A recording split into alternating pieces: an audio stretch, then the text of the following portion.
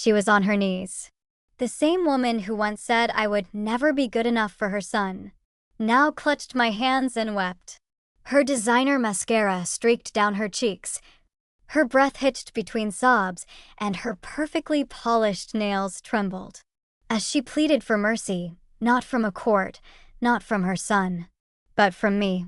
Just 3 months earlier, she had tried to destroy my marriage from the inside out.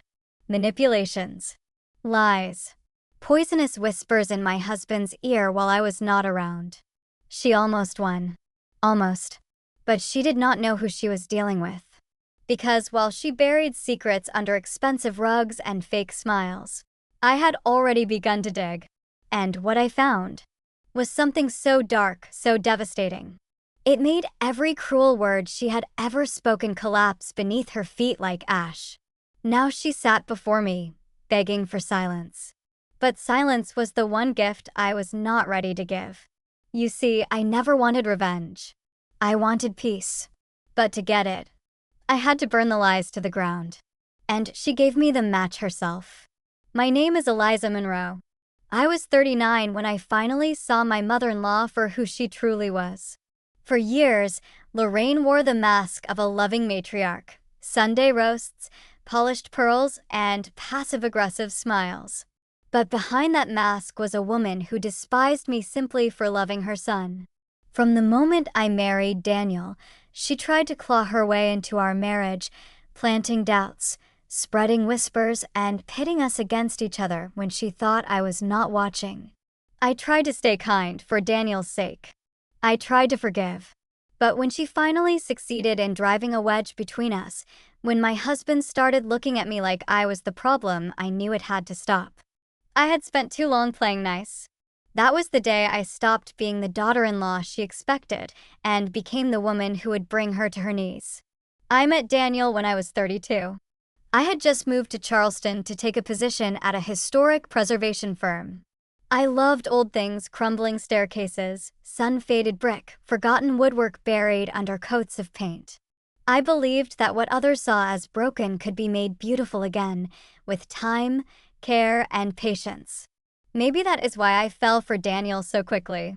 He was charming in a way that felt old-fashioned, thoughtful, reliable. A schoolteacher who loved poetry and jazz. He had a calm way about him that made the world feel softer. When I met his mother, Lorraine, she smiled with her lips, but not her eyes. She complimented my earrings, but I noticed how her gaze lingered on the tag of my coat. Not designer. Not her taste. I dismissed it. Daniel had warned me she was particular, a woman who lived on social graces and judgment dressed up as manners. I thought I could win her over with kindness and consistency. At first, I played the part. I brought her fresh-baked pastries on Sundays, remembered her stories, complimented her garden. She responded with polite frost. She made small remarks, never overt, always dressed in silk, a comment about my modern style of cooking, a raised brow at the books I read. When Daniel was not in the room, she would sigh and ask if I was still working full-time, as though ambition were something to be embarrassed by. Still, I tried. I thought maybe if we had children, she would soften. But after years of trying and a series of heartbreaks, we were left with the quiet ache of an empty nursery. That silence made Daniel withdraw and made Lorraine crueler. She would touch my arm and say things like, "It's not your fault, dear. Some women just are not built for motherhood." As though my womb had failed some moral test. Daniel never defended me. He would change the subject or say, "She means well." I started to see how deep her hold on him ran. He was her only child. After his father died, she wrapped herself in grief and wrapped him in guilt. She had raised him to be kind, but also to carry her emotions like they were his responsibility. By our 6th year of marriage, Lorraine had subtly established herself as a fixture in our lives. She had a key to our house, just in case, and she used it often. I would come home to find her rearranging furniture or reorganizing our pantry. She claimed she was helping, but it felt like invasion. Still, I stayed quiet. I did not want to be the difficult one. I loved Daniel. I wanted our life together to work. The first real crack came on our 7th anniversary. I had booked a quiet weekend getaway for the two of us, a cabin near the mountains, just us, no phones. When I surprised Daniel, he looked uncomfortable. I already told Mom we'd help her with the garden that weekend, he said. She's planning a big dinner. I reminded him that it was our anniversary. He blinked, then said, "She just gets lonely. You know how she is." I canceled the trip. I told myself it was just one weekend. But it was not just one. It was every decision she slithered into, every moment she twisted to her favor. When we started house hunting, she insisted on coming to every showing. When we finally found one we loved, a craftsman-style home with ivy crawling up the sides, she scoffed and said it looked too bohemian. Daniel hesitated. We walked away. I should have seen it for what it was then. Control. A woman used to dictating every detail of her son's life. And I, the outsider, had dared to claim space. The last straw came in the most unexpected form, a holiday dinner. Christmas Eve at Lorraine's home. White linen napkins. Crystal glasses. A roast carved with perfect ceremony. I had spent the afternoon baking a dessert from my grandmother's recipe, a pear tart with cardamom cream. I placed it carefully on the dessert table. Later that evening, I found it in the trash. Untouched. Still wrapped. No one said anything. Not even Daniel. That night, as we drove home in silence, I stared out the window and realized I had become a guest in my own marriage. Something inside me hardened. I had spent years trying to earn her approval. Years swallowing insults wrapped in lace. But the more I gave, the more she took. And the more I vanished from the life I had built. I did not know what my next step would be. I only knew that something had to change. Because I was done waiting for kindness to win. It began with a phone call I was never meant to hear. Daniel had been distant for weeks. Short answers. Late nights. A furrow between his brows he never explained. At first, I thought it was stress from work. But then I noticed how he would take certain calls outside, shutting the door behind him, his voice lowered to a hush.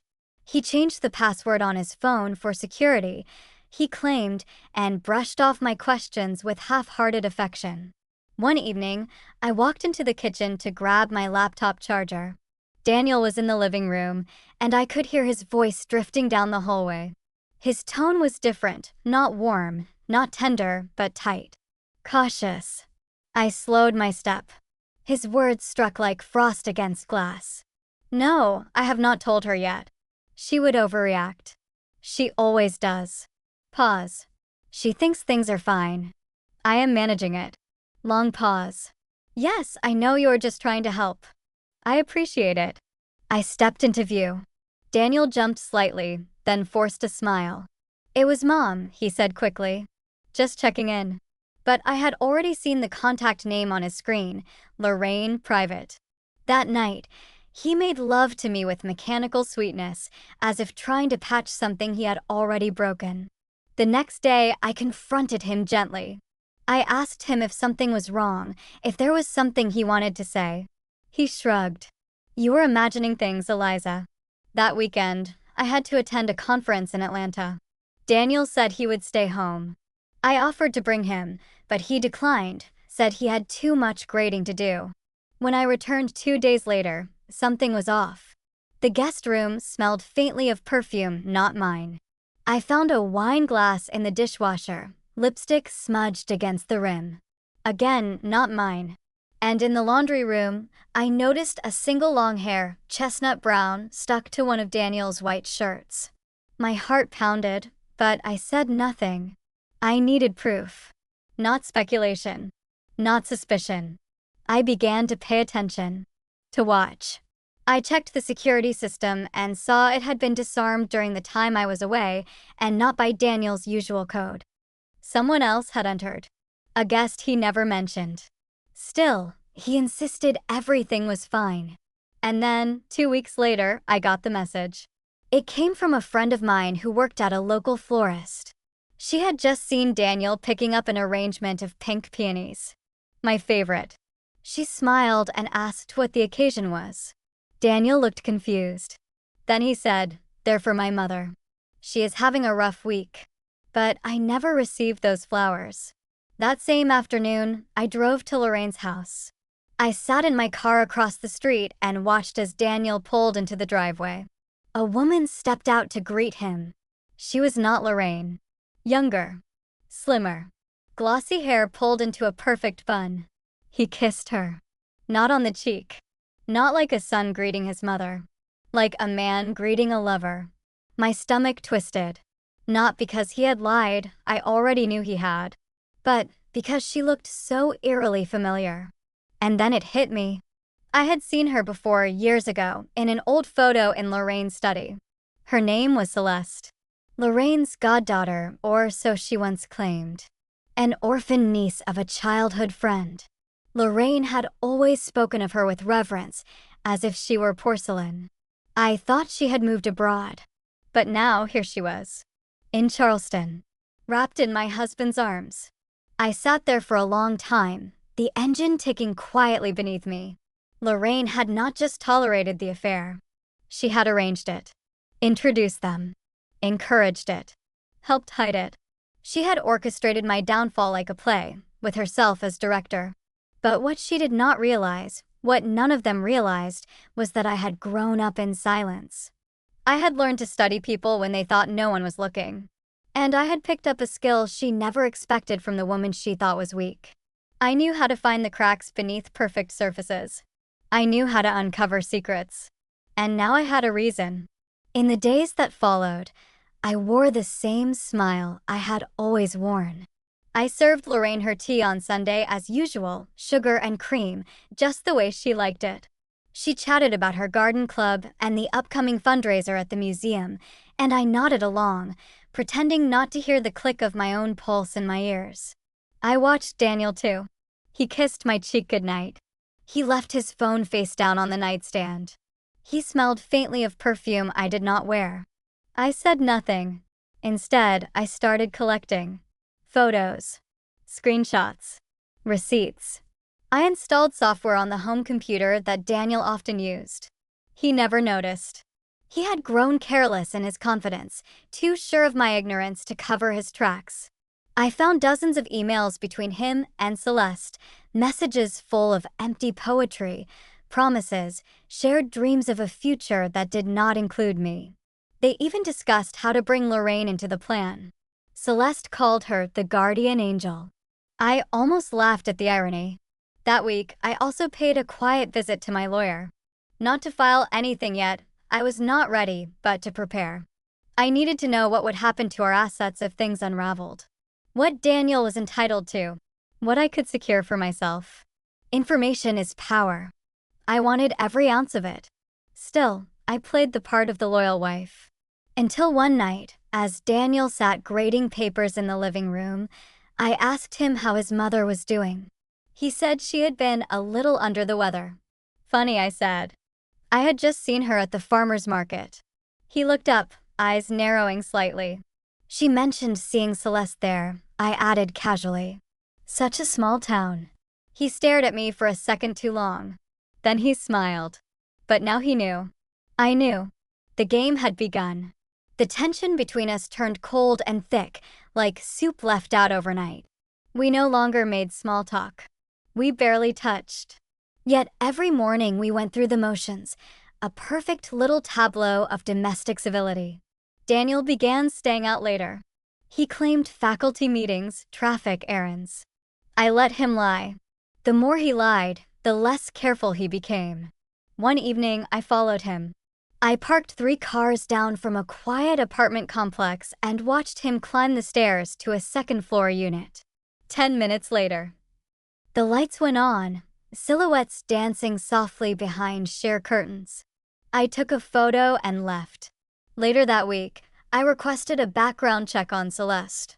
I had contacts from a past restoration project, someone who owed me a favor. What I found was surprising, even for me. Celeste had changed her name 2 years ago after a failed engagement in another state. The man had accused her of draining his bank account. There were no charges, he had dropped the matter, but a private investigator had documented her patterns. She latched onto older men with assets. She moved fast. She cut off the wives. And then she disappeared. Lorraine either did not know or did not care. I printed everything and put it in a folder. I labeled it her legacy. Then I turned my attention to Lorraine. If Celeste was the viper, Lorraine was the handler. I needed something to break her carefully polished image. Something that would make even Daniel stop and listen. And I found it. Buried in court archives, long forgotten. 20 years ago, Lorraine had been sued by a former business partner, a quiet man named Arthur, who accused her of embezzlement. The case was settled out of court. Sealed. But in Charleston, nothing ever stays fully buried. I located Arthur in a retirement community. Frail, kind, and still bitter. He remembered every detail. He even had copies of correspondence Lorraine had sent him, threatening to ruin his family if he went public. He gave me everything. Now I had the match. I just needed the perfect moment to strike. Daniel came home one night smelling like Celeste's perfume. He made no attempt to hide it. He dropped his keys, kicked off his shoes, and poured himself a glass of wine as if nothing were wrong. I asked him if he loved her. He paused. Then he said, "I think I do." No apology. No shame. I asked what that meant for us. He shrugged. Maybe we need space. Mom agrees. Of course she did. That night I cried. But not because I wanted him back. I cried for the version of me that had believed love alone was enough. Then I dried my tears, opened the folder labeled her legacy, and began planning the event. Lorraine's 75th birthday was 3 weeks away. She had planned a grand soiree at the Historical Society, a gala with wine and string quartets, speeches, and portraits. The Society's board would be there, as would half the city's social elite. She had spent months preparing. And I would be there too, with a presentation of my own. One she would never forget. The ballroom was bathed in soft gold light, glinting off chandeliers like polished secrets. The scent of roses and citrus from the floral arrangements drifted through the air. Everyone looked their best, crisp tuxedos, elegant gowns, sparkling diamonds catching the light just so. Lorraine floated through the crowd like a queen surveying her court, her pale blue dress hugging her figure and pearls nestled just beneath her throat. She laughed gracefully, accepted kisses on both cheeks, posed beside Daniel for photographs that would likely make the next day's society column. I arrived just before the toasts. No one noticed me slip in. Not at first. Daniel stood at the podium, glass in hand. He smiled that rehearsed, shallow smile and spoke about his mother's legacy of strength and grace. His voice trembled on words like dignity and integrity. Lorraine beamed as he raised his glass in her honor. Applause. Then silence. Then my voice. I stepped forward, heels clicking softly on the marble floor. People turned. Before we raise a second glass, I said, I would like to offer a different kind of tribute. I could feel Daniel freeze. Lorraine's smile faltered, just slightly. I held up the black folder in my hand. Some of you know me. Some may not. My name is Eliza Monroe. Lorraine is my mother-in-law. Tonight, I want to talk about the legacy she built and what she destroyed to keep it hidden. Gasps. A few guests shifted uncomfortably. A woman covered her mouth with her hand. I opened the folder. First, I shared a letter. A threatening, vicious note Lorraine had sent her former business partner decades ago, promising to destroy his reputation if he dared reveal the truth about her embezzlement. Then came copies of financial records, a flowchart of diverted funds, ghost accounts, and falsified invoices. I explained how she had leveraged that stolen money to launch the very business that had become her empire, the boutique charity brand she so proudly paraded through town. Murmurs rippled like wind through wheat. Daniel stood frozen, pale, unsure whether to rush toward me or run the other way. Then I revealed the second folder. Photos of Celeste with Daniel, of course, But more importantly, court documents from her previous con, a copy of the private investigator's report, and a notarized statement from her last target. She has done this before, I said. And Lorraine knew. Gasps turned to silence. Because I showed her these documents a month ago. She dismissed them. She said, and I quote, "If she can make him happy, then I have done my part." I turned toward Lorraine then, slowly, letting every eye follow me. "You tried to ruin my marriage. You whispered poison until my husband barely recognized me. And you thought I would simply fade." I stepped closer to the podium. But I do not fade. I document. I prepare. And I do not forgive. I turned toward the board of directors seated at the head table. "By the way," I added, "I sent copies of these documents to the Foundation's compliance office this morning. I imagine someone will be in touch very soon." Lorraine's face had gone ashen. Her knees buckled. She gripped the edge of a nearby chair, face pale, chest rising and falling too fast. Daniel moved to catch her, but she waved him off. Then she turned to me. She mouthed one word. "Please." It was not loud. It did not need to be. Everyone saw.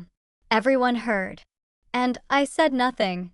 I left her standing there, crumbling beneath the weight of the legacy she had built on lies. Outside, the night air was cool, crisp, clean. For the first time in months, I could breathe. A year has passed since the night the ballroom went silent. Daniel tried to contact me for weeks after. First, it was apologies, shaky, uncertain, cowardly. Then it turned to blame. He accused me of ambushing him, of destroying his mother, of making a private matter public. I listened once, only once. And then I blocked his number. He moved in with Celeste, though it did not last long. From what I hear, she left town after the board froze Lorraine's accounts and the auditors came knocking. I imagine she found another name, another city, another wealthy man who did not ask enough questions. As for Lorraine, her empire crumbled. The foundation disbanded. Sponsors withdrew. Her face, once a staple of community fundraisers, quietly vanished from invitations and publications. The whispers followed her wherever she went, not just about the embezzlement, but about the cruelty, the manipulation, the betrayal of family.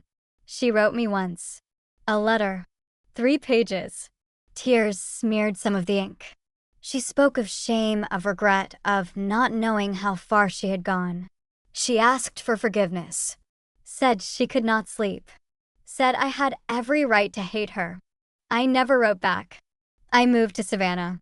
Took a position at a small legal firm that helps women navigate abusive divorces and inheritance fraud. It is quieter work, but more honest. Each day, I help someone like me stand up and say, "I will not be erased." Some mornings, I walk the shoreline just before sunrise. The light is soft, like memory. I feel the waves lick at my ankles, and I think of everything I lost. Then I remember what I gained. My name, my strength, my dignity. I once thought love meant sacrificing everything to keep peace. Now I know that peace built on silence is just another kind of war. And sometimes, the bravest thing a woman can do is speak. So I did. And I would do it again. Let me ask you this. If someone tried to rip apart the very center of your life, and you found the secret that could bring them to their knees, would you use it? Or would you walk away, letting them believe they won? I chose the storm. And I have never regretted it.